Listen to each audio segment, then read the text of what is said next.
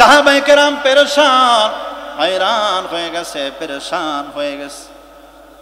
নামাজের ওয়াক্ত হয়ে গেছে, জামাত বন্দি হয়ে সাহাবায়ে কেরাম বসে আছেন। ইমামতির মুসাল্লা খালি, ইমামের জায়গাটা খালি পড়ে আছে। ইমাম সাহেব নাই।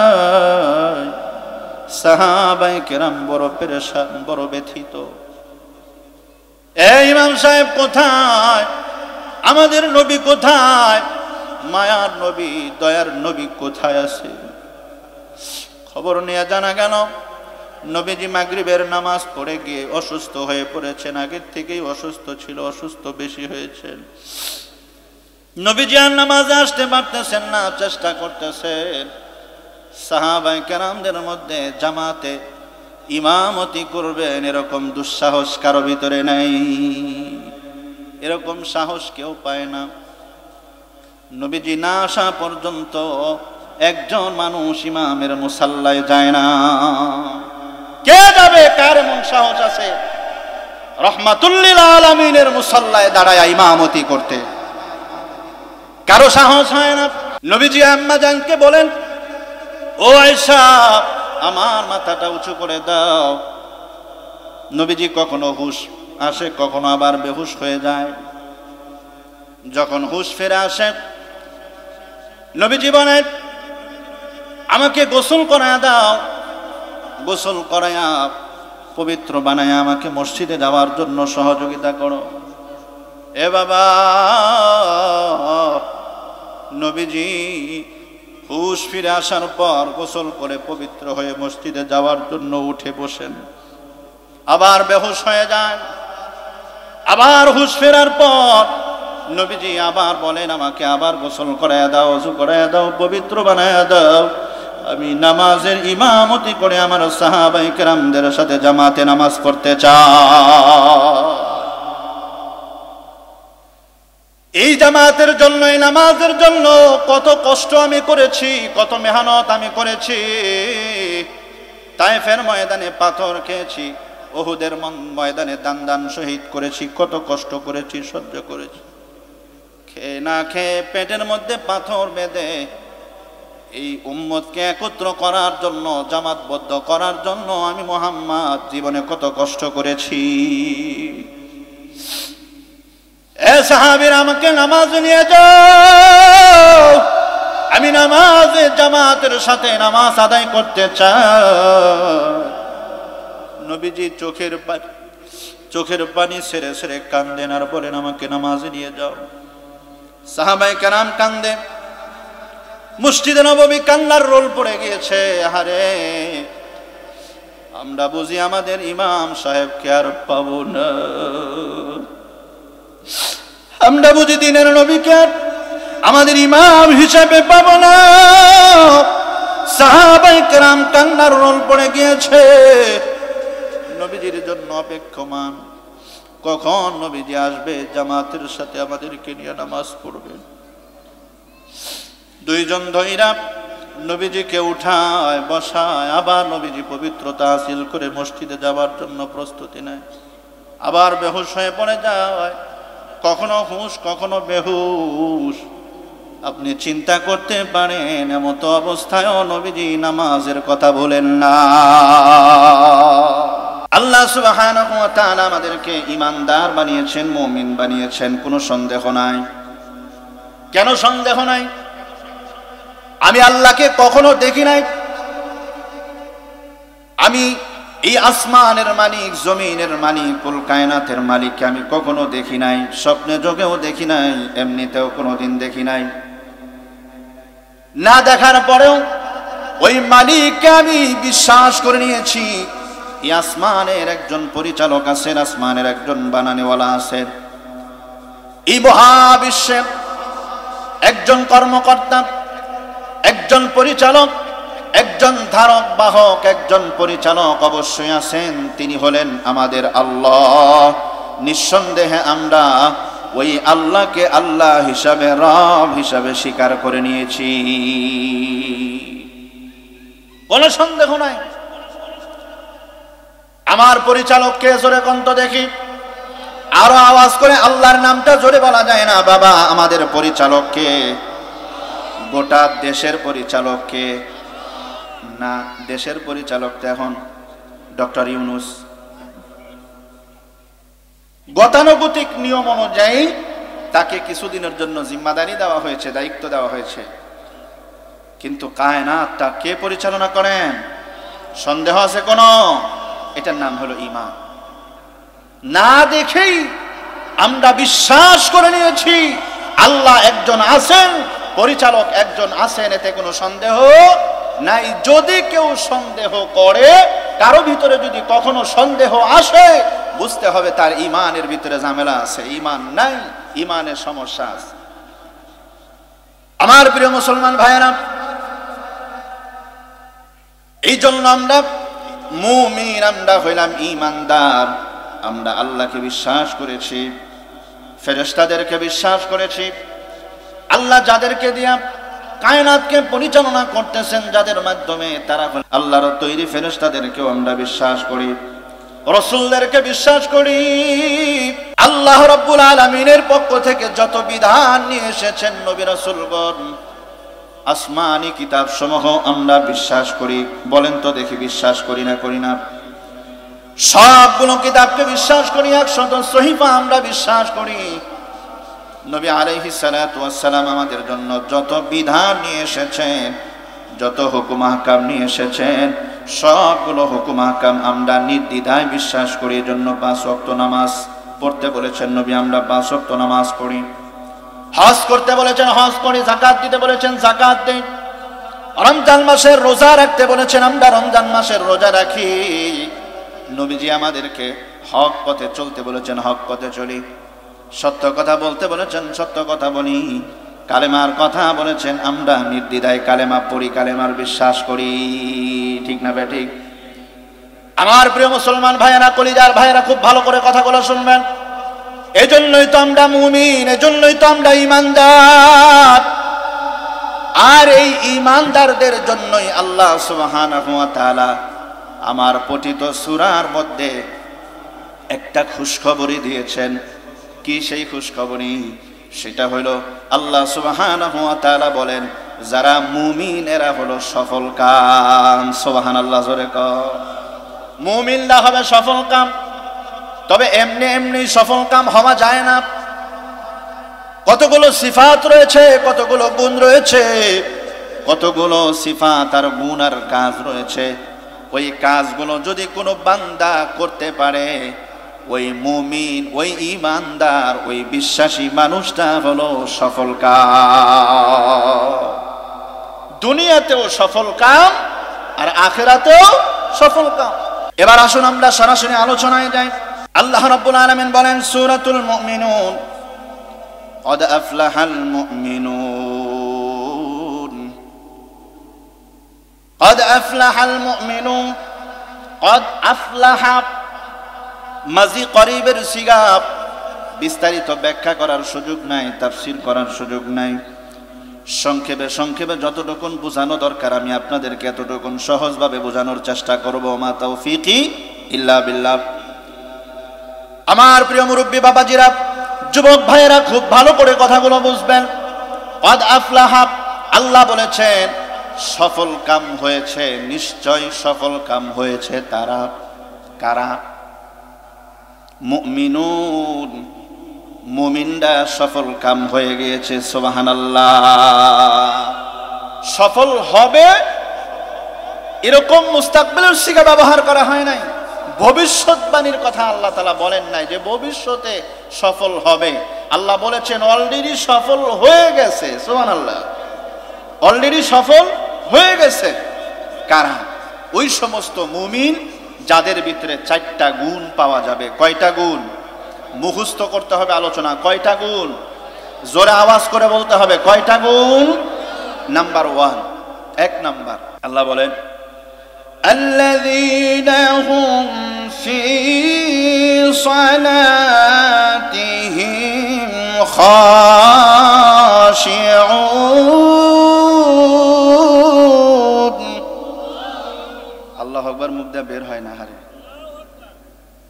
জোরে বলেন না, আল্লাহর নামটা বলতে কি শরম লাগে, কষ্ট লাগে, টাকা খরচ হবে? একটু জোরে আওয়াজ দিয়ে বলেন না আল্লাহু আকবার।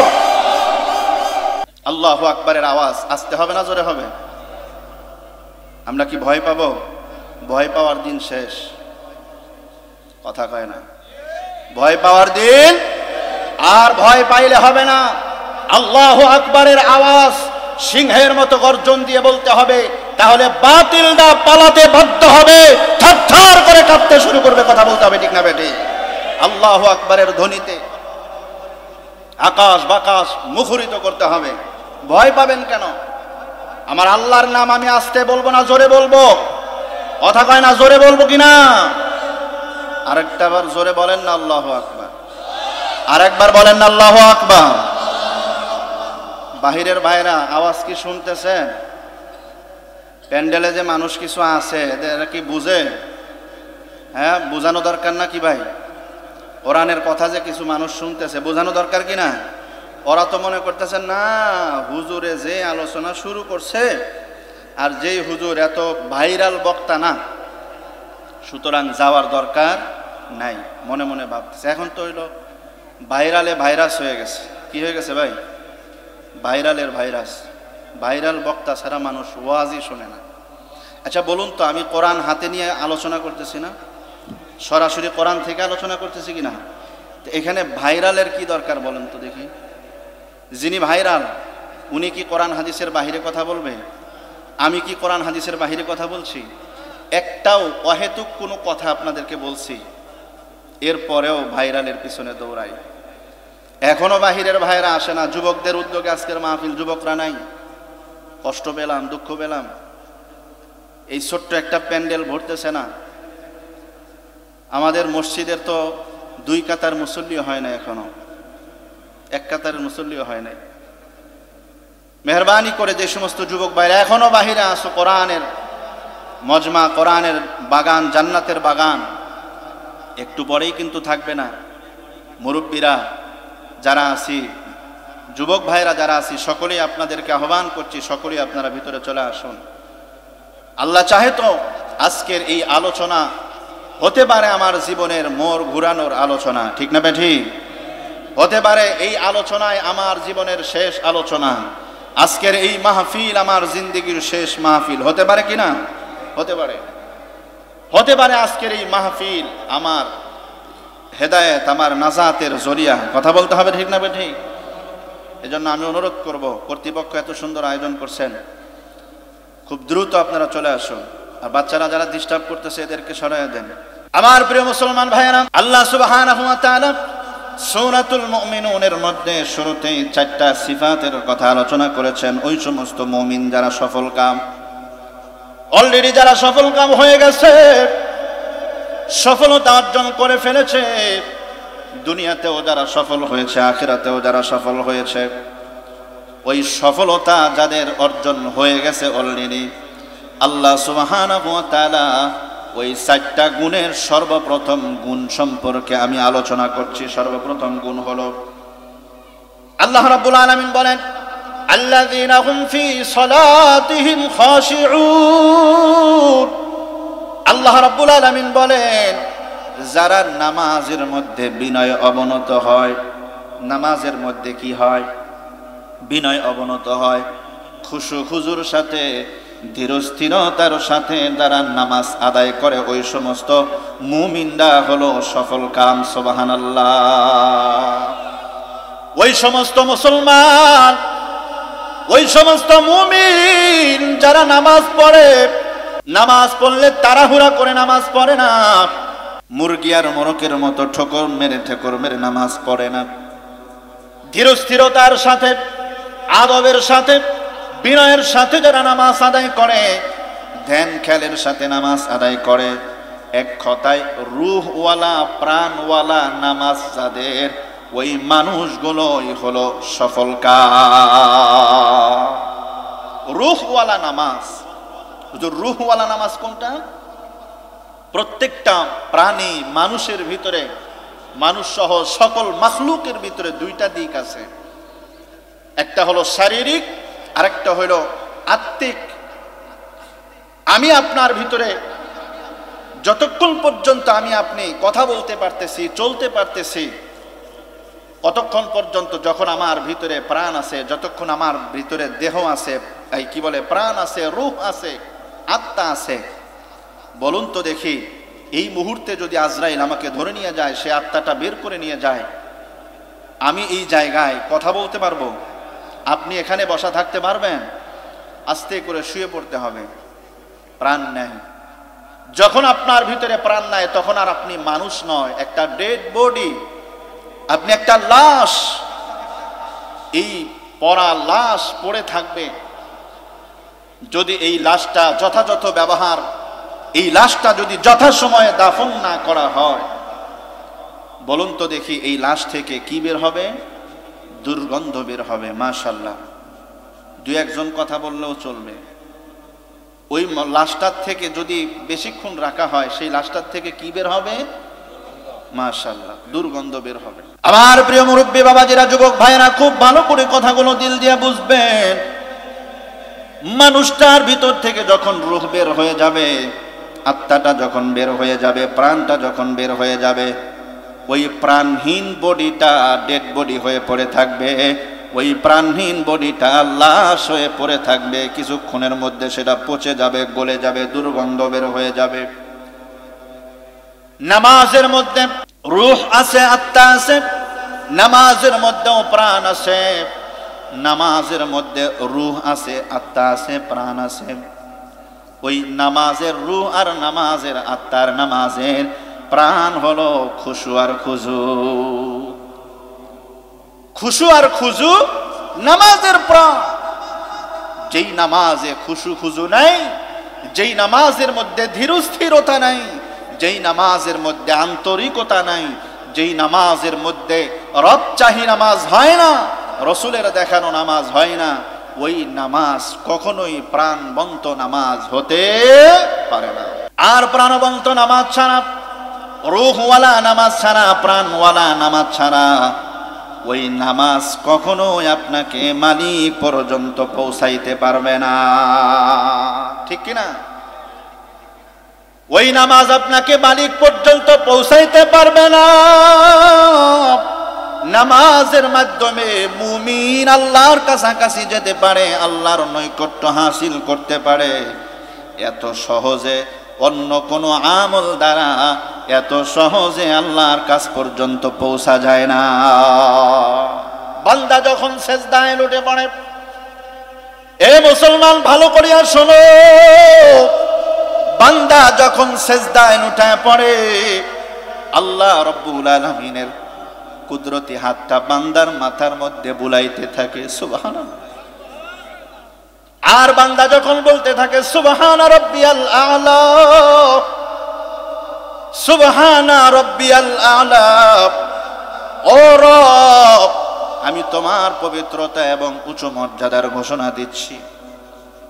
আল্লাহ রাব্বুল আলামিন কুদরতি হাত মাথার মধ্যে বুলায় আর বলে, ও বান্দা, তুই আমারে পবিত্র বললি, আমার মর্যাদাকে উঁচু করলি, যারে বান্দা যা, আমি তোর মর্যাদাকে আমি দুনিয়াতেও বুলন্দ করে দিলাম এবং আমি তোকে পবিত্র করে দিলাম, আর আমার তৈরি জান্নাত, পবিত্র জান্নাতের মালিক বানায়া দিলাম। বলেন সুবহানাল্লাহ। নামাজের মাধ্যমে জান্নাত পাওয়া যায়। জোরে বলতে হবে, নামাজের মাধ্যমে কি পাওয়া যায়? জান্নাত পাওয়া যায়। নামাজের মাধ্যমে সফলতা অর্জন হয়। নামাজের মাধ্যমে সব ধরনের খারাপ কাজ থেকে বাঁচা যায়। এটা আবার কেমন কথা? নামাজের মাধ্যমে কি সব কাজ, সব ফায়সা কাজ থেকে, খারাপ কাজ থেকে বাঁচা যায়? বলে হ্যাঁ, এটা আল্লাহ তাআলা বলে দিয়েছেন, ইন্নাস সালাতা তানহা আনিল ফাহশাই ওয়াল, আল্লাহ বলেন নিশ্চয়ই নামাজ সকল ধরনের ফাহেসা কাজ থেকে, খারাপ কাজ থেকে বিরত রাখে। সুবহানাল্লাহ বলেন। তাহলে যারা নামাজ পড়ে এরা কোনো গুনাহের কাজ করতে পারে না। সমাজে দেখা যায় উল্টো চিত্র। আমরা নামাজও পড়ি হুজুর, মিথ্যা কথা বলা ছাড়তে পারি না। নামাজও পড়ি, ঘুষ ছাড়তে পারি নাই। নামাজও পড়ি, সুদ ছাড়তে পারি নাই, নামাজও পড়ি, আর একজনের হক মারা বন্ধ হয় নাই, নামাজও পড়ি, খাদ্যে ভেজাল দেওয়া কমে নাই। কথা বলেন ঠিক না বেঠে?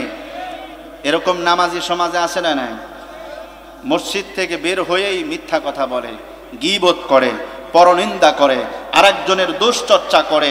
এত খারাপ অবস্থা আমাদের, যেই নামাজ পড়েও আমরা এই মারাত্মক মারাত্মক কবিরা গুনাহ থেকে বাঁচতে পারতেছি না। তাহলে নামাজের সমস্যা, আমার নামাজই হচ্ছে না। না হয়তো কোরআন মিথ্যা হবে, নাউজুবিল্লাহ। কোরআন কি মিথ্যা হতে পারে? কোরআন কখনো মিথ্যা হতে পারে? কোরআন কখনো মিথ্যা হওয়া তো দূরের কথা, কোরআনের মধ্যে সন্দেহের বিন্দু পরিমাণ অবকাশ নাই। সুবহানাল্লাহ।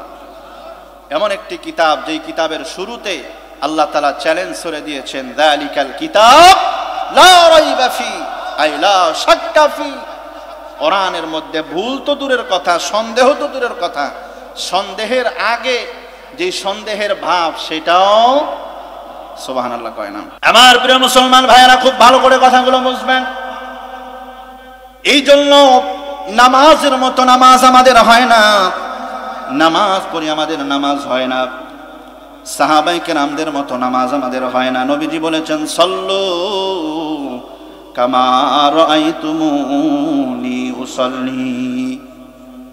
এ মুমিনরা, এ আমার উম্মতেরা, আমাকে যেমনি ভাবে তোমরা নামাজ পড়তে দেখো, ওইভাবে নামাজ পড়ো। নামাজ পড়তে হবে নবীর শিখানো নামাজ। কথা বলুন ঠিক কিনা? নামাজ পড়তে হবে নবীর শিখানো নামাজ, নামাজ পড়তে হবে সাহাবীওয়ালা নামাজ, নামাজ পড়তে হবে সাহাবায়ে কেরাম যেমনি ভাবে নামাজ আদায় করেছেন, আদায় করতে বলেছেন, ওইভাবে আমাদেরকে নামাজ আদায় করতে হবে। আজকে আমরা নামাজের ব্যাপারে এতটাই বেখবর। আমার ভাইরা,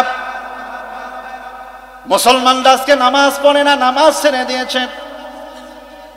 যাও গুটি কয়েকজন নামাজ পড়ে, নামাজ পড়ার মতো পড়ে না, খুশু খুজুর সাথে নামাজ পড়ে না।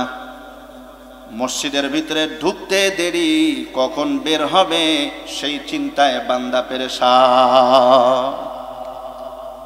শুধুমাত্র জুমার দিন ঢুকবে, ঢুকবে সবার পরে, খুতবা শেষ হয়ে গেছে, বাড়ির থেকে খবর নেয়, শোনে মাইকে এখন আওয়াজ নাই, তার মানে খুতবা শুরু হবে। এরপরে বাসার থেকে বের হয়, খুতবা শেষ, বান্দা ভিতরে ঢোকে, সুন্নত নাই, কোনো কিছু নাই, কোনো নামাজ নাই, কোনো মতো 2 রাকাত নামাজ আদায় করার পর সাথে সাথে মসজিদ থেকে বান্দা আগেই বের হয়ে যায়। এরকম নামাজি আসে না নাই? জোরে কয় না আসে না নাই? এই নামাজ বুঝি আপনাকে ফাহিশা কাজ থেকে ফিরাবে। আহা, মুসলমান নামাজ কেমনে ছাড়ে আমার মাথায় ধরে না। নামাজ কেন ছাড়বেন আপনি? নামাজ কার হুকুম? জোরে কয় না, কার হুকুম? সরকারের হুকুম, প্রশাসনের হুকুম। তো সরকার আর প্রশাসনের হুকুম মানতে তো আপনার দ্বিধা নেই, নির্দ্বিধায় মানতেছেন। আপনার বাবা মার কথা আপনি মানতেছেন, আপনার যিনি বস ওনার কথা আপনি মানতেছেন। তো এই সব কিছুকে যিনি পরিচালনা করতেছেন আল্লাহ, ওই আল্লাহ আপনাকে নামাজের কথা বলেছেন, আপনি নামাজ পড়েন না কেন? অথচ আল্লাহ বলেছেন এই নামাজের মধ্যেই কল্যাণ, সফলতা রয়েছে। দুনিয়ার সফলতার পিছনে আমরা দৌড়াই, আমরা মনে করি দুনিয়ার সেই সফলতাই সবচেয়ে বড় সফলতা। দুনিয়াতে সরকারি একটা চাকরি পাইলে সেটা সফলতা, দুনিয়াতে 5 তলা বাড়ির মালিক হইলে সেটা সফলতা, দুনিয়াতে প্রশাসনের চাকরি পাইলে সেটা সফলতা, ভালো একটা গাড়ি বাড়ি থাকলেই সফলতা, ভালো বউ পাইলে সেটা সফলতা। আর সন্তান, স্কুল কলেজ ভার্সিটির ছাত্র ভাইয়েরা মনে করে আমার পরীক্ষায় ভালো রেজাল্ট হয়েছে, এসএসসিতে ভালো হয়েছে, এইচএসসিতে ভালো হয়েছে, বাস রেজাল্ট ভালো হওয়া, ভালো চাকরি পাওয়া, এটার নাম হলো সফলতা। আর কিছু ভাইরা আছে রাজনৈতিক ব্যক্তিত্ব যারা, তারা একটা চেয়ারের মালিক হইতে পারলেই তারা মনে করে এর চাইতে বড় সফলতা আর নাই। চেয়ারের মালিক হওয়া যে কত বড় সফলতা সেটা আমরা দেখতে পাইছি কি পাই নাই? কথা কয় না। চেয়ারের মালিক হওয়া সফলতা নয়, পরীক্ষায় ভালো রেজাল্ট করার সফলতা নয়, এইটাও এক অর্থে সফলতা, কিন্তু অরিজিনাল সফলতা এটা নয়। বাস্তবের সফলতা এটা নয়। দুনিয়ার লাইনে আপনি সফল হতে পারেন, দুনিয়ার লাইনে আপনি অনেক কিছু অর্জন করতে পারেন, সেটাও সফলতা, এক অর্থে সফলতা। কিন্তু আমি আপনাদেরকে জিজ্ঞাসা করতে চাই, এই সফলতাই কি আসলেও অরিজিনাল সফলতা নাকি?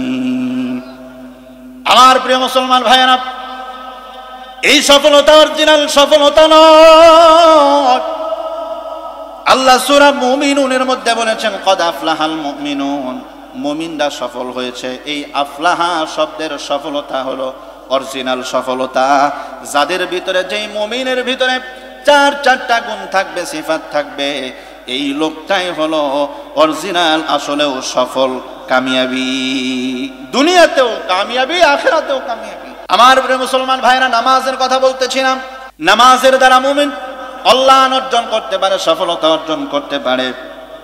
এই জন্যই তো মুয়াজ্জিনের কণ্ঠে এই আওয়াজ 5 ওয়াক্ত নামাজের আগে ভেসে ওঠে। মুয়াজ্জিন বলতে থাকে, হাইয়া আলাস সালাত, হাইয়া আলাল ফালাহ, হাইয়া আলাল ফালাহ। এসো নামাজের দিকে, এসো নামাজের দিকে। আর নামাজ পড়লেই কল্যাণ হবে, এসো কল্যাণের দিকে। সুবহানাল্লাহ, জোরে কর। হাইয়া আলাল ফালাহ, এসো কল্যাণের দিকে। বান্দা নামাজ পড়বা, তোমার কল্যাণ দুনিয়াতেও হবে, আখিরাতেও হবে। মুয়াজ্জিন বলল, নামাজের মধ্যে কল্যাণ, এসো নামাজের দিকে। নামাজ পড়ো, কল্যাণ হবে। নামাজ পড়ো, ব্যবসা ভালো হবে। নামাজ পড়ো, সংসার ভালো হবে। নামাজ পড়ো, রিজিকের পেরেশানি দূর হবে। নামাজ পড়ো, সব পেরেশানি দূর হয়ে যাবে। নামাজ পড়ো, সকল অন্যায়, অনাচার, দুর্নীতি, রাহাজানি, খুন, গুম সব বন্ধ হয়ে যাবে নামাজের মাধ্যমে। চিল্লায় বলতে হবে সুবহানাল্লাহ। এটা কি মুয়াজ্জিনের আওয়াজ না আল্লাহর দেওয়া? এই শব্দগুলো কার? আল্লাহর দেওয়া। আল্লাহ রাব্বুল আলামিন মুয়াজ্জিনের জবান থেকে এই শব্দগুলো বলাচ্ছেন, ও মুয়াজ্জিন, তুমি আমার পক্ষ থেকে এলান দিয়ে দাও, আমার বান্দাদেরকে এলান দিয়ে দাও, হাইয়া আলাস সালাহ, এসো নামাজের দিকে। হাইয়া আলাল ফালাহ, এসো কল্যাণের দিকে। নামাজ পড়লেই কল্যাণ, নামাজ পড়লেই সফল হওয়া যায়।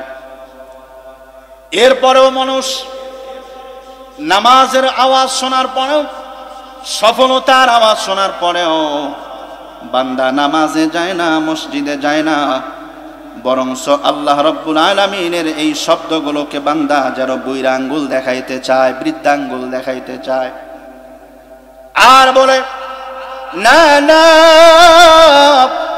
এই নামাজ আমার সফল হতে পারে না, নামাজ আমাকে সফলতা দিতে পারে না। নাউজুবিল্লাহ। কয়, নামাজ যদি সফল হয়, নামাজ পড়লেই যদি খাবার পাওয়া যায়, নামাজ পড়লেই যদি রিজিক পাওয়া যায়, নামাজ পড়লেই যদি ব্যবসা ভালো হয়, তাহলে আমার পরিবার চলবে কি করে? আমি ব্যবসা না করলে পরিবার চলবে কি করে? পেটে ভাত জুটবে কি করে? হুজুরদের খায়া দেয় কোনো কাজ নাই। নাউজুবিল্লাহ, জোরে কর। এই জন্য ব্যবসা ছাড়ে না, দোকানদারি ছাড়ে না। আল্লাহু আকবার, আল্লাহু আকবার। মুয়াজ্জিন জোরে জোরে আল্লাহু আকবার বলতেছে। আল্লাহ সবচেয়ে বড়, আল্লাহ সবচেয়ে বড়। তুমি যে ব্যবসার কাজ করতেছো এটা বড় না, তুমি যে ক্ষেতের মধ্যে কাজ করতেছো এটা বড় না, আল্লাহ বড়। কথা বলুন ঠিক না বেঠি? আমি বলতেছি, না রে বেটা মুয়াজ্জিন, না, আল্লাহ বড় না, নামাজ বড় না, নামাজ সফল না, বরং আমার ব্যবসায়ী বড়, আমার চাকরি বড়, আমার ক্ষেত খামারি বড়, আমার দুনিয়াদারি বড়, আমার দুনিয়াদারি সফলতা। এই যে আমাদের খারাপ একটা অবস্থা, খারাপ একটা ধারণা, মাঝে মধ্যে মন চাইলে নামাজ পড়ি, মন চাইলে নামাজ ছাড়ি, মন চাইলে মসজিদে যাই, মন চাইলে হুজুরের কাছে একটু বসি, আর মন না চাইলে আমাকে ছাই দিয়েও ধরা যায় না। এরকম মুসল্লিদের জন্য দুর্ভোগ, আল্লাহর পক্ষ থেকে লানত। নাউজুবিল্লাহ, জোরে কই। আমরা কি আল্লাহর লানত পেতে চাই? কারা কারা আল্লাহর অভিশাপ পেতে চান? হাত তোলেন তো দেখি। না বুঝে নাই মুরব্বী, বুঝে নাই। আল্লাহর লানত পেতে চাই আমরা? আস্তাগফিরুল্লাহ, আস্তাগফিরুল্লাহ। আল্লাহ যদি আমাদেরকে লানত দেয়, অভিশাপ দেয়, আল্লাহ যদি আমার দিকে ফিরে না তাকায়, রহমের দৃষ্টিতে যদি না তাকায়, উপায় আছে কোনো? আহা, আমার প্রিয় মুসলমান ভাইয়ের জন্য নামাজ পড়তে হবে। আমরা আজকের ওয়াজ থেকে, আজকের এই মাহফিল থেকে নিয়ত করে যাব, আজকের ফজর থেকে আমি আর এক ওয়াক্ত নামাজ ছাড়ব ইনশাআল্লাহ। একটু তাকবীর দান তো, লিল্লাহে তাকবীর। হইল, এটা আওয়াজ হইল, এতগুলো মানুষ, আলহামদুলিল্লাহ প্যান্ডেল ভরে গেছে। কথাগুলো তো বলতেছি ভাই দিলের থেকে, দরদ নিয়ে, ব্যথা নিয়ে কথাগুলো বলতেছি। ওয়াজ তো বহুত শুনছেন, কিসসা কাহিনী আর গান, গান টান, এরপরে বডি ল্যাঙ্গুয়েজ বিভিন্নভাবেই তো করা যায়, মানুষ জমানো যায়। দিলের খোরাক কয়জনে দেয়? আমলের কথা, দিলের খোরাক, দরদ নিয়া কয়জনে কথা বলে? এই ওলামায়ে কেরাম হলো উম্মতের ডাক্তার, রুহানি ডাক্তার। ওলামায়ে কেরাম আপনাকে রূহ ছিঁড়ে ফেরে আপনার রুহের চিকিৎসা করবে। আপনি চুপচাপ বসে থাকবেন, শুনবেন, আপনার জন্য কল্যাণ হবে, মঙ্গল হবে। কোন ডাক্তার যদি আপনাকে অপারেশন করতে চায়, অস্ত্রোপচার করতে চান, আপনি যদি বলেন এই ডাক্তার খবরদার আমাকে শুধু মেডিসিন দিবা, আমার শরীরে অস্ত্র চালাবা না, তাহলে কিন্তু তোমার খবর আছে, ওই রোগী জীবনে ভালো হবে। কথা বুঝে নাই মনে হয়, জোরে বলেন ভালো হবে। কেন ভালো হবে না? কারণ আপনার অস্ত্রোপচার ছাড়া আপনার এই রোগ ভালো হবে না, আপনি মারা যাবেন। ডাক্তার জানে আপনার চিকিৎসাটা কি। ঠিক তেমনি ভাবে আমার বাবারা, যুবক ভাইরা খুব ভালো করে বুঝবেন, উম্মতের ওলামায়ে কেরাম হলো রুহের ডাক্তার। কিসের ডাক্তার? জোরে কন। আমাদের শরীরের চিকিৎসা হইলে আমরা যাই ডাক্তারের কাছে, আর রুহের চিকিৎসা করার জন্য আমরা কোনোদিন ওলামায়ে কেরামের কাছে যাই না। ওয়াজ মাহফিলের কথাগুলো শুনি না, বলার মতো লোক খুব কম, শোনার মতো লোক কম।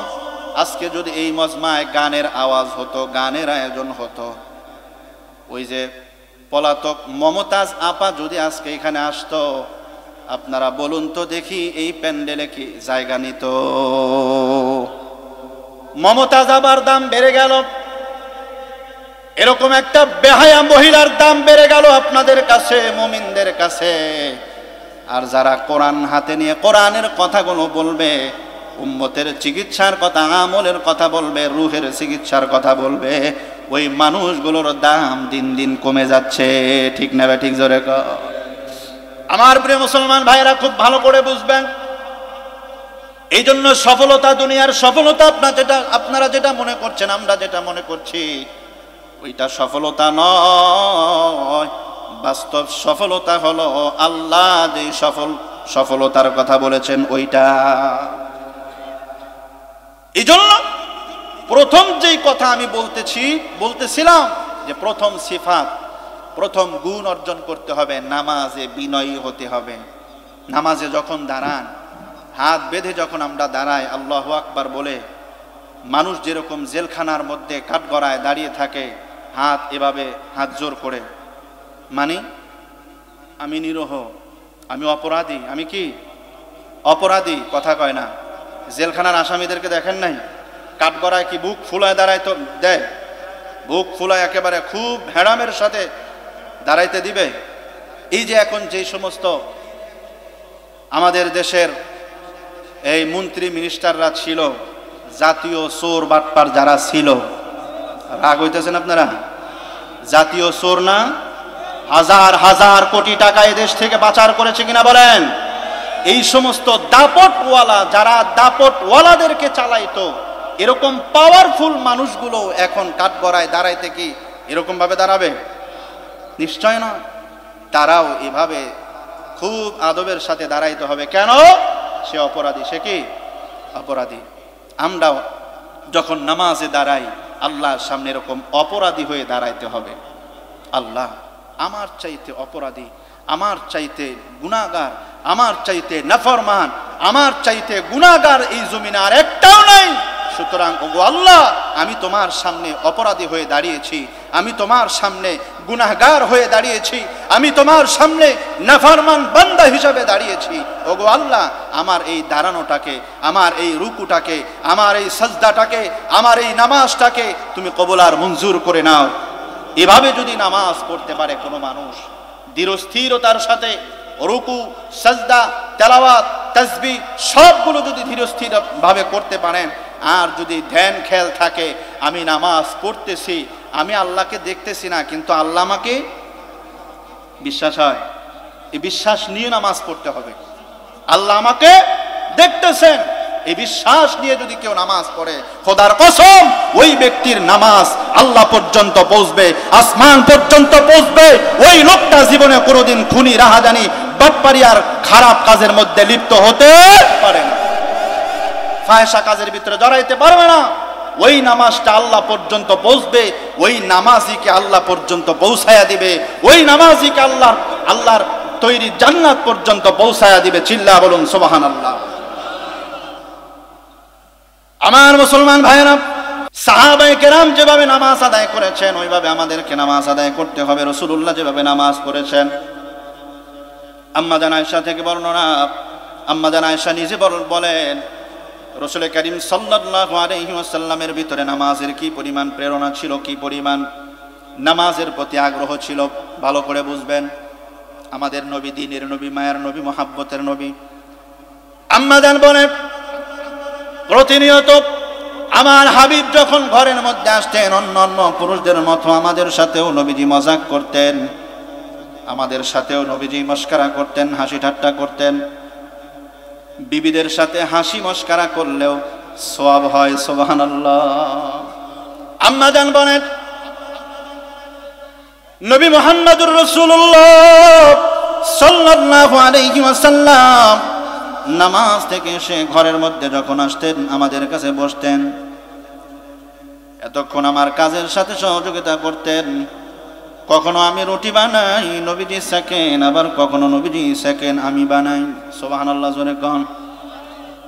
আর আমাদের অভ্যাস হলো ঘরের মধ্যে গিয়ে যখন দেখি খাবার নাই, সাথে সাথে চিল্লানো শুরু হয়ে যায়, সারাদিন কি করছো, কথা বলে না। কোনদিন আমি স্ত্রীকে কাজের সহযোগিতা করি না, আবার স্ত্রীরাও স্বামীদেরকে ওইভাবে সম্মান করে না, আছে না নাই? মুসলমান ভাইরা আমার, পরস্পরকে যদি সাহায্য আর সহযোগিতা করি, পরস্পরকে যদি সম্মান দেখায়, ওই সংসারটা হবে জান্নাতি সংসার, ওই সংসারটা, ওই পরিবারটা হবে জান্নাতি পরিবার।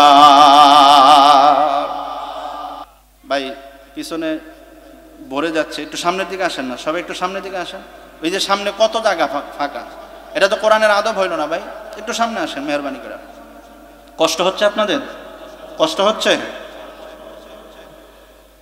আমার প্রিয় মুসলমান ভাইরা, আম্মা জান আয়েশা বলেন নবীজি যখন ঘরের মধ্যে আসতেন আমাদের কাজে সহযোগিতা করতেন, হাসি ঠাট্টা করতেন।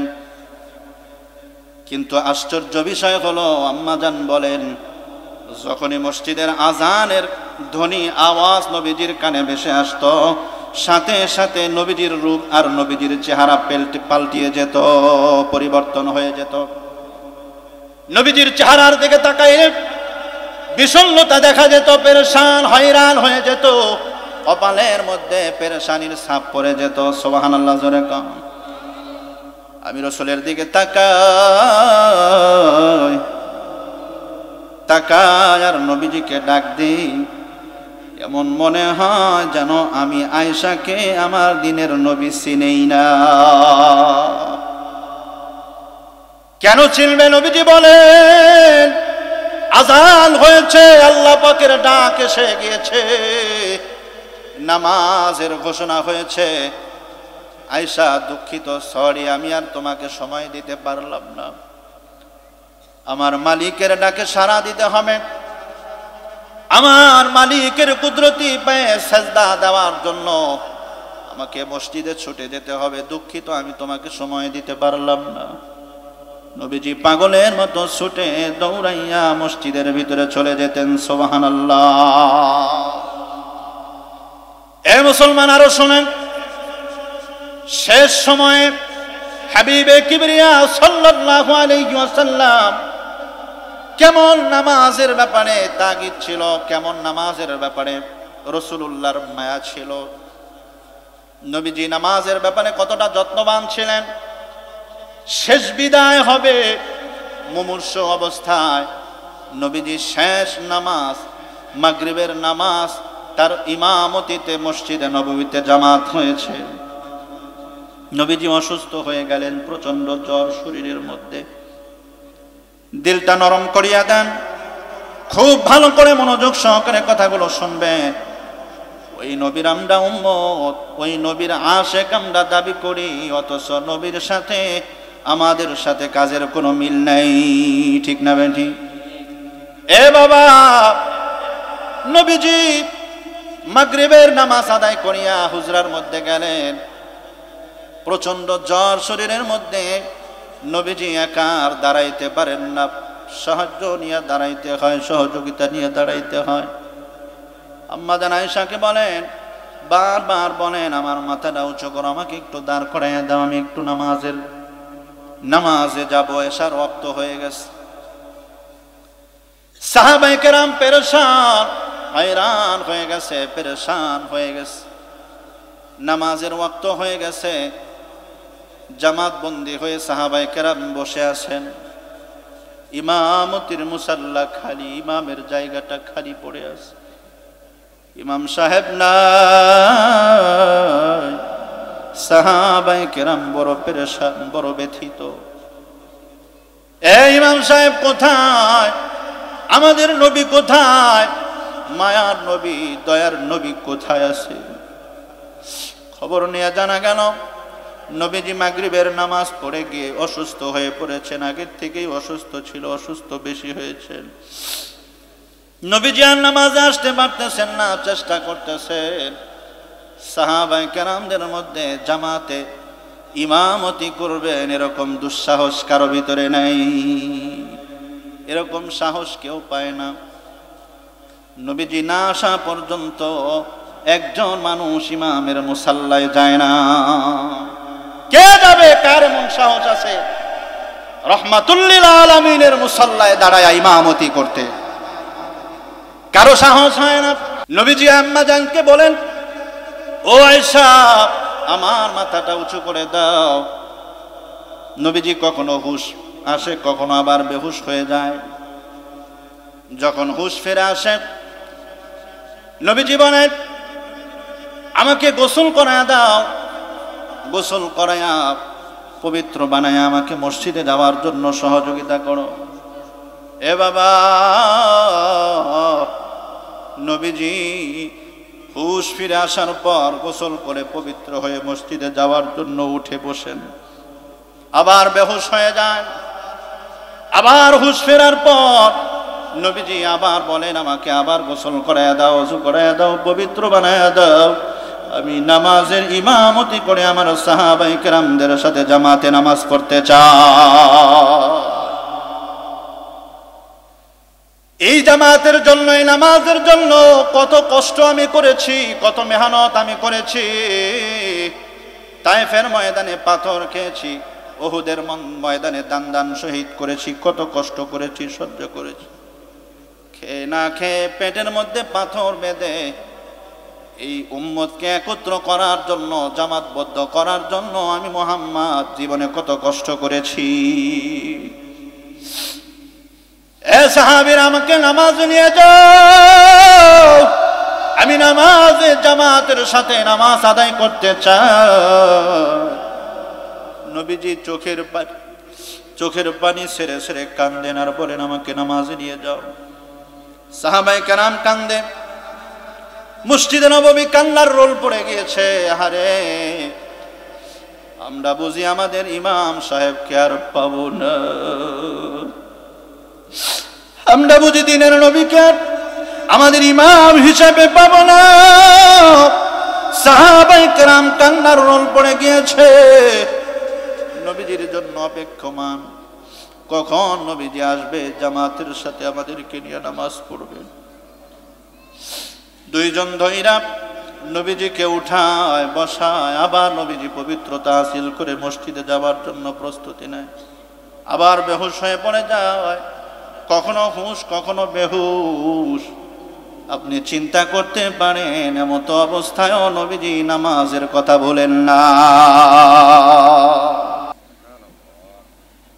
এ উম্মত ভালো করে বুঝো, ওই নবীর আশেক নিজেদেরকে দাবি করো, ওই নবীর আশেক রাসূল হিসাবে নিজেদেরকে প্রমাণ করার জন্য বিশ্ব আশিকে রাসূল দাবি করার জন্য আমরা দেওয়ালে দেওয়ালে লেখি কি লেখি না, পোস্টার ছাপায় দেওয়ালে লেখি, কত আয়োজন আর সেমিনার সিম্পোজিয়াম আর কত কিছু করে আমরা নবীর আশিক প্রমাণ করার জন্য দাবি করার জন্য কত আয়োজন করি। কথা বলতে হবে ঠিক না বেঠিক?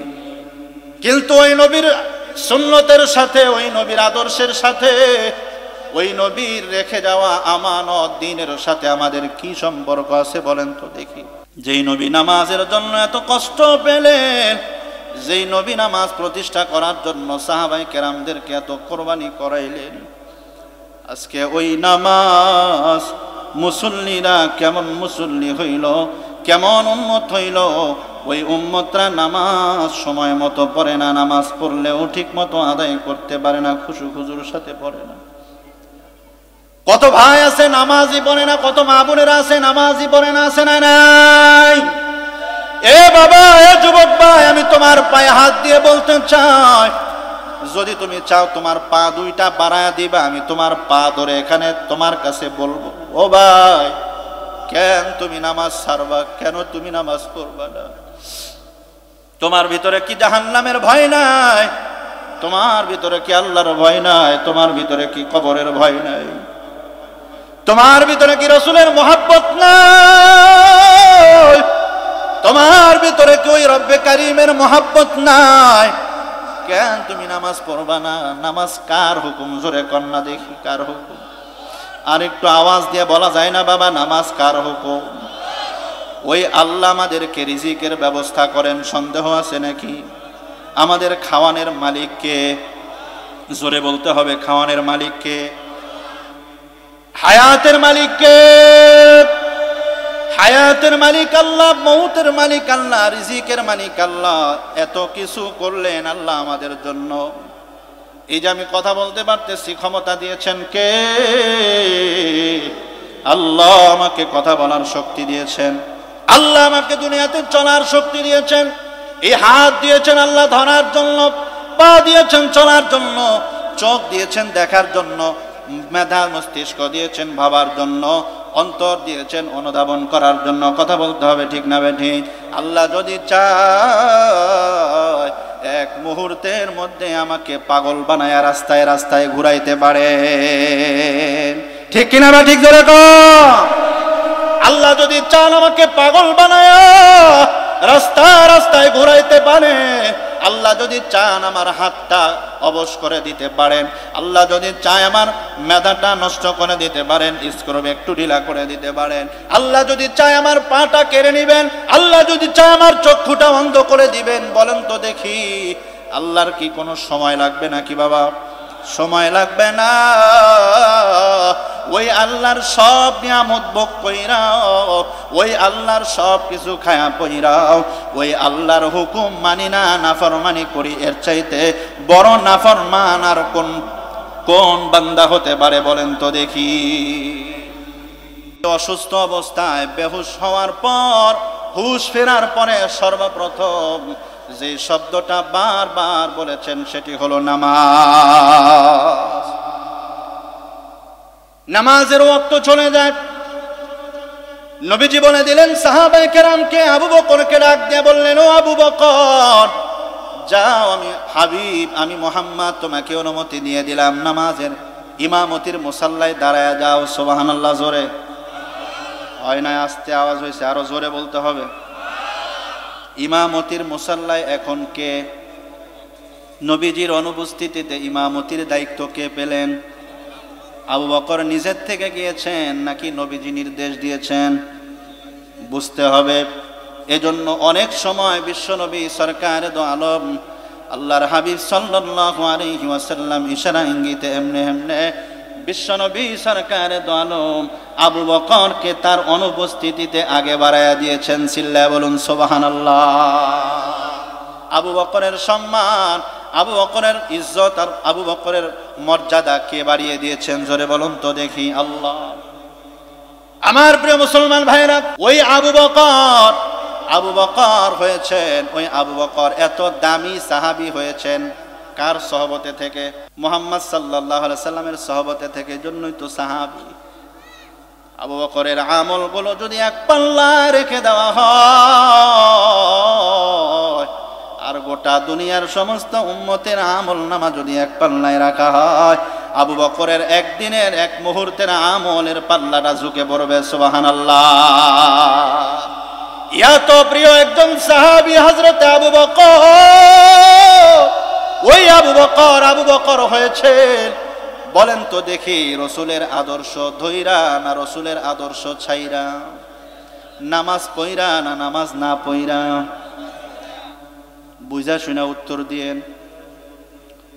ওমর হয়েছেন নামাজ ছেড়ে না পড়ে? আপনি নামাজের কথা বললেই বলেন ব্যস্ততা, নামাজের কথা বললেই পেরেশানি, দোকানদারি, ব্যবসা বাণিজ্য। সেই ইমাম সাহেব যদি আপনাকে জিজ্ঞাসা করে নামাজের কথা বলে, আপনি একটা না একটা কথা বইলা তাকে কাটায়া দেন। আপনি তাকে কাটায়া দিতে পারলেন, কিন্তু আমার মালিক আপনার এই কাটানো এই ফাঁকিবাজিটা বুঝেন কি বুঝেন না? এই সব ফাঁকিবাজি আপনার রেকর্ড হচ্ছে সিসি ক্যামেরায়। আল্লাহর সিসি ক্যামেরা আছে না নাই? মা ইয়ালফিযু বিল কওলিন ইল্লা লাদাইহি রাকীবুন আতীদ।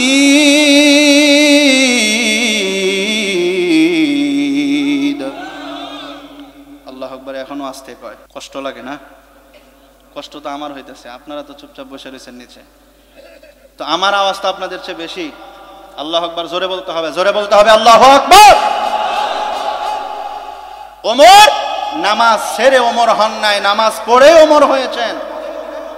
আমাদের চেয়ে ওমরের ব্যস্ততা কম ছিল না বেশি ছিল? বুঝা শুনে উত্তর দিয়েন। কম ছিল না বেশি ছিল? কেমন বেশি ছিল? অর্ধ জাহান পরিচালনা করেছেন। ডক্টর ইউনূসের মতো বাংলাদেশ পরিচালনা করতেছে এরকম নয়, এই পৃথিবী পরিচালক নয়। কি বলে, এই বাংলাদেশ তার পরিচালক নয়, কয়েকটা দেশের পরিচালক নয়, ভারত উপমহাদেশের পরিচালক নয়। গোটা পৃথিবীটাকে অর্ধেক ভাগ করলে যেই পরিমাণ জায়গা হতো, হযরত ওমর একা শাসন করতেন। সুবহানাল্লাহ জোরে কোন। নামাজ মাঝে মধ্যে গ্যাপ যেত, ফজরের নামাজ তো পড়তে পারতো না, কেমনে পড়বে? ব্যস্ততা না? আল্লাহু আকবার। সারা দিন রাষ্ট্রীয় কাজ করতেন, সারা রাত্র। ওমরের ব্যাপারে কে না জানে ভাই? সারা রাত্র ঘুরে ঘুরে দেখতেন কে না খেয়ে আছে, কার কি সমস্যা। সুবহানাল্লাহ। ওই ওমর, তার নামাজের একটা বর্ণনা আমি আপনাদেরকে শোনাই, হাদিসের গল্প বলতেছি। হযরত ওমরে ফারুক অসুস্থ হয়ে পড়েছেন। অসুস্থ অবস্থায় নামাজের জামাতে শরীক হয়েছেন, ইমামতি করতেছেন। লিডাররাও ইমামতির যোগ্যতা আছে না নাই? আমগো দেশে আছে তো? আমাদের দেশের লিডারদের ইমামতির যোগ্যতা আছে নাকি? আজান দেওয়ার যোগ্যতা আছে, সালামটাও তো ঠিক মতো দিতে, আসসালামু আলাইকুম আসসালামু আলাইকুম কথা কয় না। এরাও নেতা, এরাও কি নেতা? আহা, এই নেতার পিছনে ঘুরে ঘুরে জিন্দিগিটা শেষ করে দিলেন। আমার যুবক ভাইরা জীবনটা শেষ করে দিল এই নেতার পিছনে ঘুরে ঘুরে। নেতা চয়েস করতে, নেতা পছন্দ করতে খুব হিসাব কিতাব করে করতে হবে। কথা বলতে হবে, ঠিক না বেটি? আওয়াজ আসতে কয়, ঠিক না বেটি? জোরে কন, ঠিক না বেটি? যেই নেতা ইমামতি করতে পারবে, যেই নেতা নামাজের ইমামতি করতে পারবে, সূরা ফাতিহা শুদ্ধ করে পড়তে পারবে, যেই নেতা আপনাকে জান্নাতের পথ দেখাতে পারবে, যেই নেতা আপনাকে দিক নির্দেশনা দিতে পারবে, এটা জান্নাতের পথ, এটা খারাপ পথ, এটা ভালো পথ, যেই নেতা আপনাকে রিভলভার চালানো শিখাবে, যেই নেতা আপনাকে মাদক সেবন করা শিখাবে, যেই নেতা আপনাকে খুন করা শিখাবে, যেই নেতা আপনাকে চুরি রাহাজানি করা শিখাবে, ওই নেতার পিছনে যাওয়া যাবে? যাওয়া যাবে না। যেই নেতা ইমামতি করতে পারে, যেই নেতা আপনাকে জান্নাতের পথ দেখাইতে পারে, ওই নেতার পিছনে ছুটলে না কাজ হবে। কথা বলতে হবে, ঠিক না বেটি? ফারুক আজম এরকম একজন নেতা, লিডার। সুবহানাল্লাহ জোরে কও। আমিরুল মুমিনিন ফারুক আজম রাদিয়াল্লাহু তাআলা আনহু নামাজের ইমামতির মুসল্লায় দাঁড়িয়েছেন। অসুস্থতা বেড়ে গেল, উনি বুঝতে পারতেছেন আমার শরীরের ক্ষতস্থান থেকে প্রচন্ড রক্ত প্রবাহিত হচ্ছে, আমি অসুস্থ হয়ে পড়ছি। মাথা ঘোরাচ্ছে, ফারুক আজম রাদিয়াল্লাহু তাআলা আনহুর সাথে সাথে বুঝতে পেরে পিছন থেকে একজন সাহাবীকে সামনে দিয়া নামাজের মুসাল্লায় দাঁড় করিয়া হযরতে ফারুক আজম পিছনে গিয়ে বেহুশ হয়ে জমিনে পড়ে যায়। আশ্চর্য বিষয় হলো সাহাবায়ে কেরাম মাসআলা বুঝতে পেরেছেন ফারুক আজম হযরতে আমিরুল মুমিনিন ওমর রাদিয়াল্লাহু তাআলা আনহুর সমস্যা হয়েছে, এজন্য পিছনে গিয়েছেন। নামাজ শেষ হলো, নামাজ শেষ হওয়ার পর হযরতে ফারুক আজম রাদিয়াল্লাহু তাআলা আনহুকে জাগাইলেন, সুস্থ করে তুললেন। আর ফারুক আজম রাদিয়াল্লাহু তাআলা আনহু যখন সুস্থ হয়ে গেল, জ্ঞান ফিরে এলো, মস্তিষ্ক যখন ভালো হয়ে গেল, বুঝতে শিখলেন, বোঝার মতো ক্ষমতা যখন চলে আসলো, স্বাভাবিক জ্ঞান যখন ফিরে আসলো, হযরতে ফারুক আজম রাদিয়াল্লাহু তাআলা আনহুকে একজন সাহাবী বলতেছেন, ও আমিরুল মুমিনিন, নামাজের কথা কি আপনার মনে আছে নাকি? আল্লাহু আকবার! নামাজের কথা আপনার মনে আছে নাকি? এ আমিরুল মুমিনিন, আপনি তো নামাজ অর্ধেক রেখে চলে এসেছেন, আপনার নামাজ পড়া লাগবে না। ফারুক আজম রাদিয়াল্লাহু তাআলা আনহু ডাক দিয়ে বললেন, হ্যাঁ, অবশ্যই নামাজ পড়া লাগবে। কেন নামাজ পড়ব না? কেন নামাজ পড়ব না? যার নামাজ নাই তার মুসলমানিত্ব নাই, যার নামাজ নাই তার শরীয়তের কোনো জায়গা নাই। যার নামাজ নাই তার শরীয়ত নাই, যার নামাজ নাই তার ঈমান নাই, যার নামাজ নাই তার শরীয়তে কোনো জায়গা নাই। কেন নামাজ পড়ব না? ফারুক আজম রাদিয়াল্লাহু তাআলা আনহুকে যখন অসুস্থ হওয়ার পর যখন ঢলে পড়তেছিলেন, কিছু সাহাবী নামাজ ধুয়ে ফারুক আজমকে ধরতে এসেছিলেন।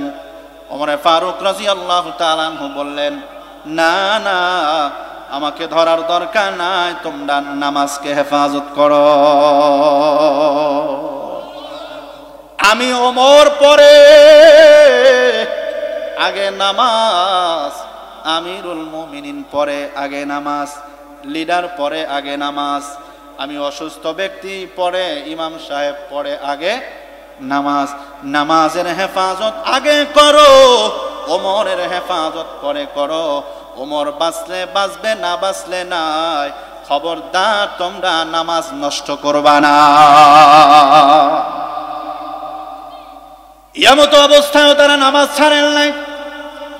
আর আমাদের হালত হলো, আমাদের অবস্থা হলো, মন চাইলে মসজিদে যায়, মন চাইলে বৃদ্ধাঙ্গুল দেখায়। হুজুর আপনারটা আপনি করেন, আমাদেরটা আমরা বুঝবো। কবরে কি হয়, মরার পরে কি হয় আমরা বুঝবো না, দেখা যাবে তখন। কত বড় শক্তিধর মানুষ সে, মরার পরে কি হয় সে দেখবে। নাউজুবিল্লাহ, কি শক্তিধর, মরার পরে কি হয় কি দেখবেন আপনি? কি সাধ্য আছে আপনার? আছে? আমার প্রিয় মুসলমান ভাইয়েরা, চলেন আলোচনার দিকে যাই। নামাজ সম্পর্কে আরো বহু আলোচনা ছিল, সব আলোচনা করার সুযোগ নাই, আমার সময় সংক্ষেপ, সময় খুব কাছে চলে আসছে। এরপরে আল্লাহ সুবহানাহু ওয়া তাআলা বলেন, ওয়াল্লাযীনা হুম আনিল লাগবি মুরিদুন। আল্লাহু আকবার। 2 নাম্বার সিফাত হলো, আমি সংক্ষেপ বলছি কথাগুলো, 2 নাম্বার সিফাত হলো, 1 নাম্বার সিফাত নামাজের মধ্যে বিনয় হতে হবে। 1 নাম্বার সিফাত কি হতে হবে জোরে বলেন? নামাজের মধ্যে বিনয় হতে হবে। 2 নাম্বার সিফাত হলো লাগবুন কাজ থেকে বেঁচে থাকতে হবে। অনর্থক কথা, অনর্থক কাজ, অনর্থক কথাবার্তা থেকে, অনর্থক কাজ থেকে আমাদেরকে বেঁচে থাকতে হবে। রাজি আছি তো ইনশাআল্লাহ? অনর্থক কাজ যেটার কোনো দরকার নাই। লুডো খেললে কি পরিমাণ সওয়াব হবে বলেন তো দেখি? ক্যারাম খেললে, ফেসবুক চালাইলে, কথা কয় না, আড্ডা দিলে, মানুষের গীবত বললে, দুশ্চর্চা করলে অনেক ফায়দা না অনর্থক? এগুলোর থেকে বাঁচতে হবে, তাহলে আপনি সফল মুমিন। এবার বুঝেন আমার সমাজের মধ্যে আমি কি পরিমাণ এই ধরনের সিফাতের, এই ধরনের গুণ আমার ভিতরে আমি আনতে পেরেছি। সকাল শুরু হয় আমার মিথ্যা কথা দিয়ে, সকাল শুরু হয় গানের আওয়াজ দিয়ে, সকাল শুরু হয় আমার অনর্থক কথাবার্তা, অনর্থক কাজ দিয়ে। কথা বলতে হবে, ঠিক না বেঠিক? আমার প্রিয় মুসলমান ভাইরা, সংক্ষেপে আলোচনা করছি। এরপরে আল্লাহ রাব্বুল আলামিন, দুঃখের বিষয়, যাদের উপর যাকাত ফরজ হয়েছে যাকাত ঠিক মতো আদায় করে না। আছে না নাই? এই সমাজে যদি যাকাত ব্যবস্থা ভালো থাকতো, কন্টিনিউ সুন্দর মতো রাসূলুল্লাহ সাল্লাল্লাহু আলাইহি সাল্লামের শিখানো আল্লাহর দেওয়া বিধান অনুযায়ী যদি কেউ যাকাত দিত, এদেশে দরিদ্র আর গরিব খুঁজে পাওয়া যেত না। প্রিয় মুসলমান ভাইরা, যাকাত দেব তো ইনশাআল্লাহ। কি পরিমাণ যাকাত দেয়? আমাদের দেশের যাকাত দেওয়ার সিস্টেম হলো, যাকাত এসেছে তার 10 লক্ষ টাকা, সে 1 লক্ষ টাকা যাকাত দিবে, পুরা মাইকিং করে অ্যানাউন্স করে পুরা খবর নিয়ে বাস বুঝাবে যে হ্যাঁ অমুক দাতা খুব বড় দানবীর, সে একাই 1 লক্ষ টাকার বেশি যাকাত দিয়ে ফেলেছে, গোড়ার ডিম দিয়েছে। তার যাকাত হয়েছিল 10 লক্ষ টাকা, সে দিয়েছে 1 লক্ষ টাকা। সে তো বড় বাটপার। কথা বলতে হবে, ঠিক না বেঠিক? কার সাথে বাটপারি করেছে? এর চাইতে বড় বাটপার দুনিয়াতে আর হতে পারে? এই বাটপারি করা যাবে না। যাকাত দিতে হবে। আল্লাহ আমাদেরকে সকলকেই যাকাত সুষ্ঠুভাবে আদায় করার তৌফিক দান করেন, আমিন। কষ্ট পেলেন? কষ্ট পেলেন? আমলগুলো করব তো ইনশাআল্লাহ। আল্লাহ আমাকে আপনাদের সবাইকে তৌফিক দান করেন, আমিন। মুমিনের কয়টা গুণ? মুমিনের সফলতা অর্জনের কয়টা গুণ? সফল অলরেডি আমরা হয়ে গেছি, আলহামদুলিল্লাহ বলেন। যদি এই 4টা গুণ আমার ভিতরে আসে। 1 নাম্বার কি? নামাজে বিনয় হওয়া। 1 নাম্বার কি?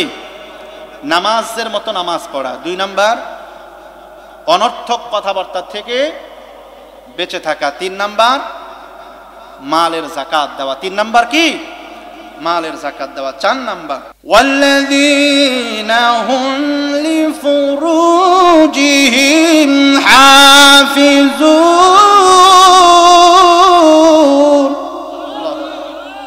ওয়াল্লাযীনা হুম লিফুরুজিহিম হাফিজুন। লজ্জাস্থানকে যারা হেফাজত করে। লজ্জাস্থানকে যারা কি করে? হেফাজত করে। এইখানে মারাত্মক সমস্যা। এই জায়গায় কি এই ওয়াজ তো অনেকেই করেও না, আর আমরাও ওইভাবে ওয়াজগুলো গ্রহণ করি না, নেই না।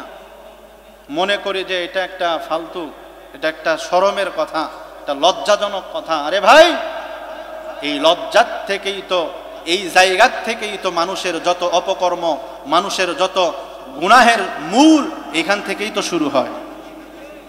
ঠিক আসতে কয়, জোরে কন না, ঠিক না বেঠিক? তাহলে কেন আপনি এটা শুনবেন না? ওয়াল্লাযীনা হুম লিফুরুজিহিম হাফিজুন। কে বলেছেন?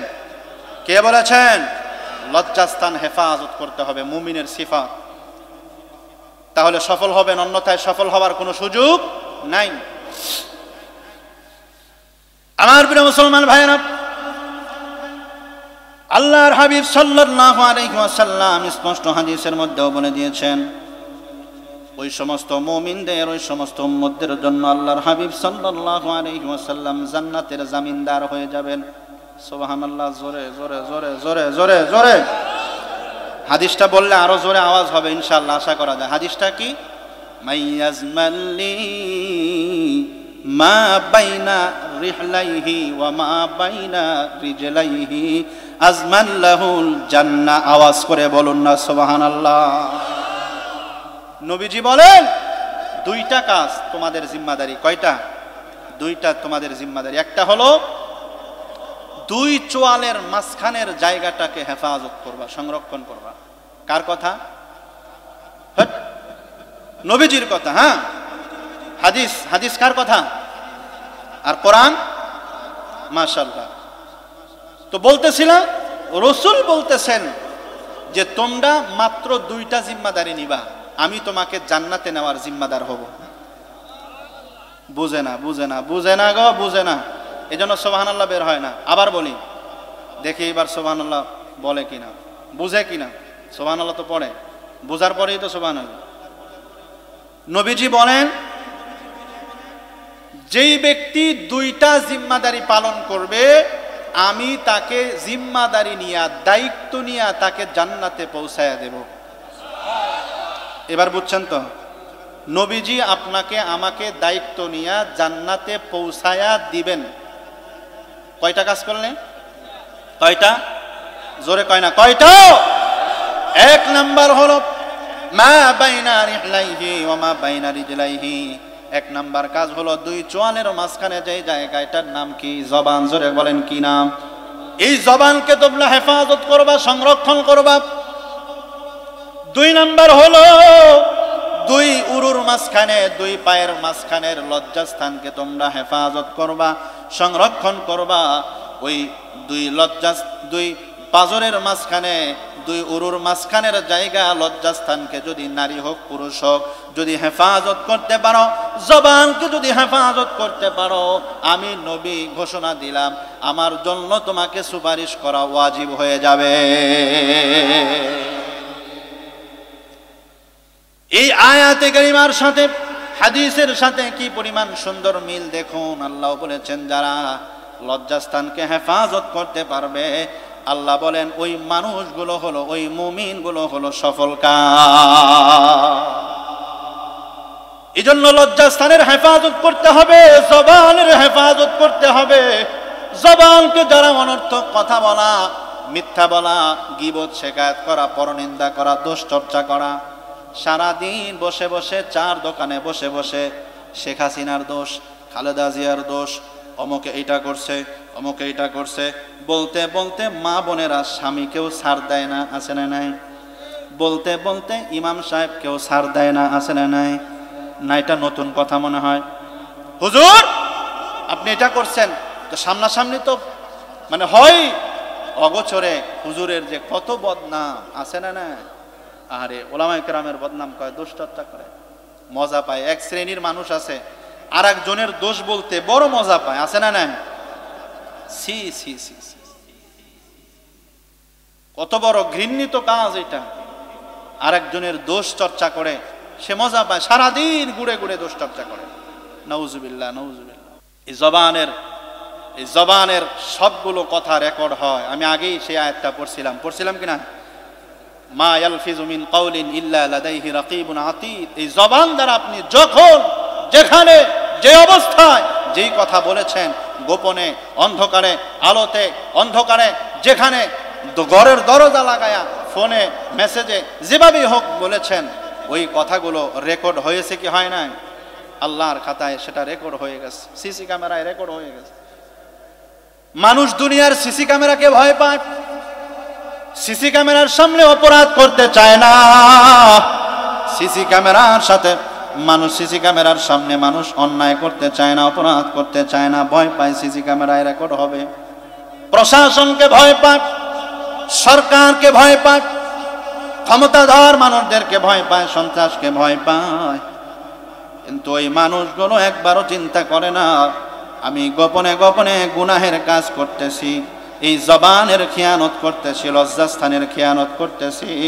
আমার আল্লাহ আমাকে কিয়ামতের ময়দানে জবাবদিহির কাতারে দাঁড় করাইয়া দিবে, আসামির কাঠগড়ায় দাঁড় করাইয়া দিবেন।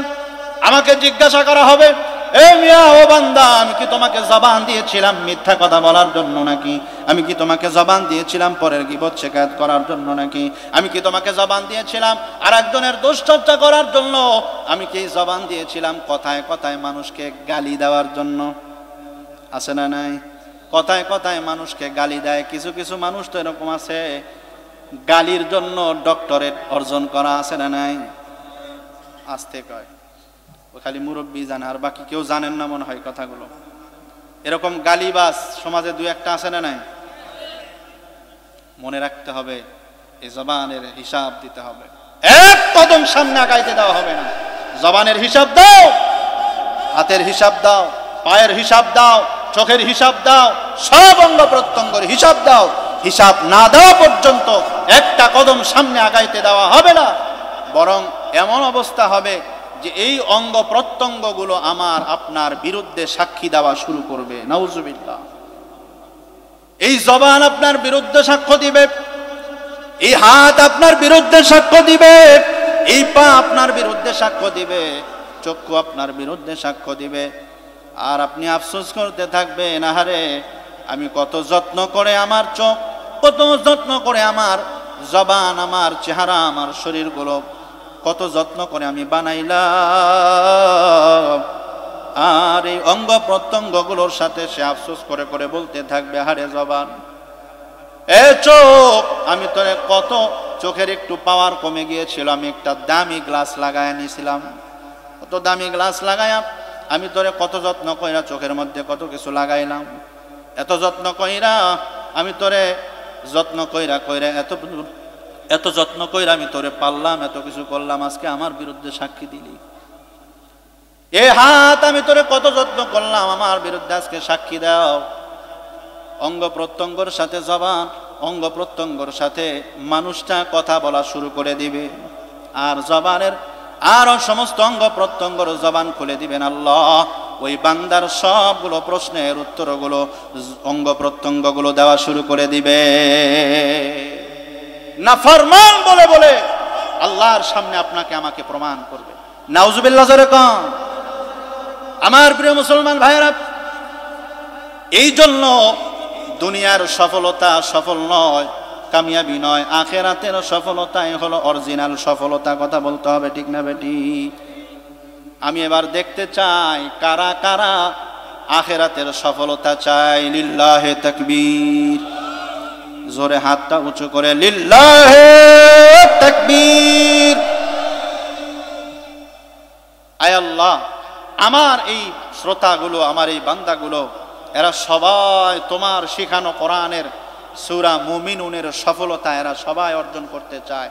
আল্লাহ তুমি আমাদের সবাইকে কবুল করো, জোরে বলেন আমিন। আখিরাতের সফলতা আমরা সবাই চাই, কিন্তু কাজের কথা বললে হুজুর নাই। সফলতা ঠিকই আছে, ওয়াজ আরো আধা ঘন্টা করেন, কিন্তু কাজের কথা বলবেন না, আমলের কথা বলা যাবে না। আমলের কথা বললেই বাস আমরা দুর্বল হয়ে পড়ি। এখন যদি আমি আপনাদেরকে একটা আমলের কথা বলি, দুনিয়ার বড় একটা সফলতা, আখেরাতেরও বড় একটা সফলতার কথা যদি আমি বলি, আপনারা উঠবেন? শুনবেন তো ইনশাআল্লাহ? আমি একটা হাদিস পড়ব, কেউ উঠবেন না, একটা লোক উঠবেন, এই মুরব্বী। ওই মুরব্বী কইলেও তো আবার বিপদ, কি যে একটা জ্বালা। বসেন বসেন, একটা আমল আমরা করি, আমি সহ আমরা সবাই একটা আমল করব ইনশাআল্লাহ।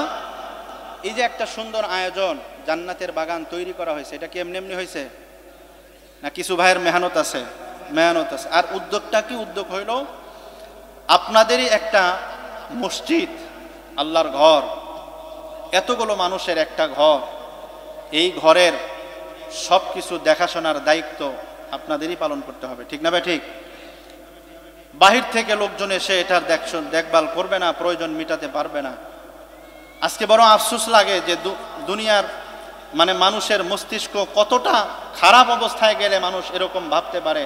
যার যার বাড়িতে বাথরুমগুলো একেবারে খুব সুন্দর করে সাজানো, কথা বলেন ঠিক না ভাই? ঠিক।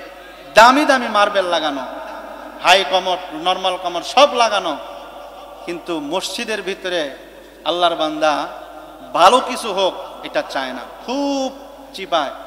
যদি হুজুর কালেকশনের আলোচনা করে, এই যে আমি একটু মানে লাইনে আনতেছি, অনেকেই দেখবেন যে ও বুঝছি হুজুর এখন আসল কথা কইব। তো কেন? এটা ক্ষতির কি হলো? কি ভাই, মসজিদ কাদের? জোরে বলেন। আমাদের। বলেন আমাদের। ঘর তো আল্লাহর, বাকি পরিচালনা কারা করবে? আরে ভাই, আল্লাহ কি নিজে নাইমা এসা করবেন? আল্লাহ আমাদেরকে দিয়া জিম্মাদারি দায়িত্ব দিয়া দিয়েছেন, এটা আমরাই পরিচালনা করব। তো আল্লাহর রসুল সাল্লাল্লাহু আলাইহি সাল্লামের একটা হাদিস শোনেন, লাভ কি? মান বানা লিল্লাহি মাসজিদান বানাল্লাহু লাহু বাইতান ফিল জান্নাহ। এ মুরব্বি বাবাজিরা, যুবক ভাইরা, খুব ভালো করে কথাগুলো বুঝবেন। আল্লাহর হাবিব সাল্লাল্লাহু আলাইহি ওয়াসাল্লাম বলেন, মান বানা লিল্লাহি মাসজিদান বানাল্লাহু লাহু বাইতান ফিল জান্নাহ। এ আমার উম্মতেরা, ভালো করে শোনো, তোমাদের মধ্যে যেই লোকটা একটা মসজিদ বানাবে, আমি নবী ঘোষণা দিচ্ছি ওই বান্দার জন্য আল্লাহ একটা তাকে জান্নাতের মধ্যে ঘর উপহার দিবে। সুবহানাল্লাহর আওয়াজে আমি খুশি না? আরো জোরে আওয়াজ দিয়ে বলতে হবে সুবহানাল্লাহ। জান্নাতের মধ্যে ঘর পাওয়া কি মনে করেছেন আপনি? মসজিদের মধ্যে পুরা মসজিদ বানানোর সাধ্য আমার নাই, ক্ষমতা আমার নাই, কিন্তু মসজিদের মধ্যে যদি আপনি 1 টাকা অনুদান দেন, ওই 1 টাকার বিনিময় আমার আল্লাহ কি আপনার জন্য একটা ঘর দিতে পারে না? না, আল্লাহর কাছে মনে হয় অভাব আছে? আল্লাহ হইলেন, আল্লাহ বলেন ওয়াল্লাহু গনিয়ুন ওয়া আনতুমুল ফুকারা। আমি হইলাম ধনী, আল্লাহ বলতেছেন। আরে বান্দা, তুই বখিলামি করো, কি কৃপণতা করো, কিসের কৃপণতা করো? আমি আল্লাহ হইলাম গনি, আমি আল্লাহ হইলাম ধনী, তুই তো ফকির। কে বলেন? আমাদেরকে আল্লাহ কি বলেছেন? ফকির বলেছেন, মিসকিন বলেছেন। ফকিরের কাজ কি? চাওয়া। আল্লাহর কাছ থেকে আমরা চাবো, যা চাবো আল্লাহ আমাদেরকে দিবেন, আর সেই চাওয়া টাকা দিয়ে আমরা খরচ করব, বাজার ঘাট করব, সংসার পরিচালনা করব, মসজিদ মাদ্রাসায় খরচ করব। এটা আল্লাহ আমাদেরকে দায়িত্ব দিয়েছেন, জিম্মাদারি দিয়েছেন। খোদার কসম, যদি এই কথা বিশ্বাস না করেন যে আল্লাহর তরফ থেকে সবকিছু দেওয়া হয়, আমার যা সম্পদ আছে সেগুলো আল্লাহর তরফ থেকে হয়, খোদার কসম আপনার গজব পড়বে। এই সম্পদ আপনার আল্লাহ তাআলা কেড়ে নিতে বেশি সময় লাগবে না। কথা বলতে হবে, ঠিক না বেঠিক? এ ভাই, কবি বলেছেন নদীর একুল ভাঙ্গে ওকুল গড়ে, এই তো নদীর খেলা। সকাল বেলার ধনী রে তুই ফকির সন্ধ্যাবেলা। সকাল বেলার তুমি ধনী হইতে পারো, ফকির হইতে সময় লাগবে না। কথা বলতে হবে, ঠিক না বেঠি? ধনী বানায় কে? ফকির বানায় কে? এদেশে এমন মানুষ আছে না নাই যে সকালে ধনী ছিল, বিকালে ফকির হয়েছে? বহু মানুষ আছে, আমার কাছে রেকর্ড আছে। মোহতারাম হাজিরিন, এর জন্য এই টাকা নিয়া, ক্ষমতা নিয়া কখনো বড়াই করবেন না, কখনো বড়াই করবেন না। কে দিয়েছেন? ব্যয় করবেন কার হুকুম মতো? আল্লাহর হুকুম মতো। ব্যয় করবেন কোথায়? গানের মজমায়, মেলায়, ফালতু কাজে, সিনেমা দেখে, ফালতু কাজে ব্যয় করলে এটার হিসাব দিতে হবে। আর মসজিদে দান করলে আল্লাহ বলতেছেন, আল্লাহর রসুল বলতেছেন যে মসজিদে দান করলে তোমাকে জান্নাতে একটা বাড়ি দেওয়া হবে। সুবহানাল্লাহ।